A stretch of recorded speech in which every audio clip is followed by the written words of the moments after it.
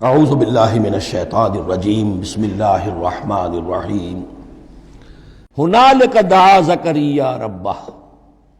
ہنالک یہ بالکل اس طرح سے دیر اینڈ ڈن، جب یہ مشاہدہ ہوا حضرت زکریا کو تو انہوں نے بھی ایک دعا کی اپنے پروردگار سے۔ ہنالک دعا زکریا ربہ رب قال رب ہب لی من لدنک ذریۃ طیبہ، اے اللہ مجھے بھی بڑی کوئی پاکیزہ اولاد عطا کر دے۔ بہت بوڑھے ہو چکے تھے، ان کی اہلیہ جو ہے وہ بھی بہت بوڑھی ہو چکی تھی، ضعیفہ تھی اور ساری عمر بانجھ رہی تھی، لاولد تھے۔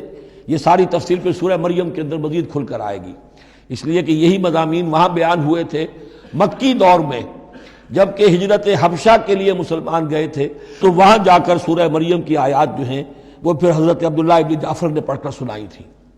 اس مناسبت سے یہ مضامین آپ کو سورہ مریم میں بھی ملیں گے۔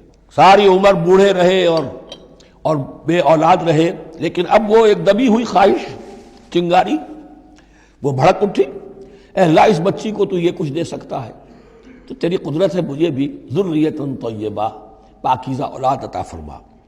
انک سمیع الدعاء، یقیناً تو دعا کا سننے والا ہے۔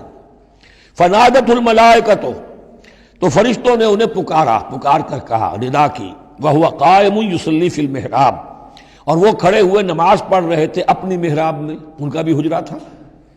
ان اللہ یبشرک بیحییٰ، اللہ تعالیٰ تمہیں بشارت دیتا ہے زکریا یحییٰ کی، مصدقا بکلمۃ من اللہ، جو تصدیق کرے گا ایک ایسے شخص کی جو اللہ کا خاص کلمہ ہوگا، یعنی حضرت عیسیٰ، کلمۃ منہ، یہ بعد میں باتیں آئیں گی، وسیداً، اور سردار ہوگا، وحسوراً، اور تجرد کی زندگی گزارے گا، وَنَبِيًّا مِّنَ الصَّالِحِينَ، اور نبی ہوگا صالحین میں سے۔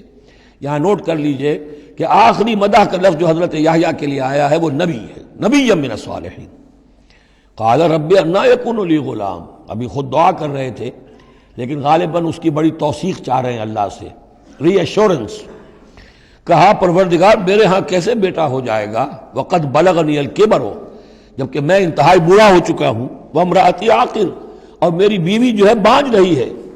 قال كذلك الله يفعل ما يشاء، تو انہوں نے کہا کہ اللہ نے فرمایا کہ اللہ کرتا ہے اسی طرح، یا فرشتوں نے جواب دیا جو چاہتا ہے کرتا ہے، اسے اسباب کی احتیاج نہیں ہے، اسباب اس کے محتاج ہیں، اللہ اسباب کا محتاج نہیں ہے۔ قال رب اجعل لی آیہ، انہوں نے عرض کیا پروردگار میرے لیے کوئی نشانی مقرر کر دے، مجھے معلوم ہو جائے کہ واقعی ایسا ہونا ہے اور واقعی یہ کلام جو میں سن رہا ہوں تیری طرف سے ہے۔ قال آیتک الا تکلم الناس ثلاثۃ ایام الا رمزا، اللہ نے فرمایا کہ اب نشانی یہ ہے تمہارے لیے کہ اب 3 دن تک تم لوگوں سے گفتگو نہیں کر سکو گے سوائے اشارے کنائے کے، یعنی قوت گویائی سلب ہو گئی ان کی، اب وہ بول نہیں سکتے تھے 3 دن تک۔ وَاذْكُر رَّبَّكَ كَثِيرًا، اپنے دل میں اپنے رب کو یاد کرتے رہو کثرت کے ساتھ۔ وَسَبِّحْ بِالْعَشِيِّ وَالْإِبْكَارِ، اور تسبیح کیا کرو شام کے وقت بھی اور صبح کے وقت بھی۔ صدق اللہ العظیم۔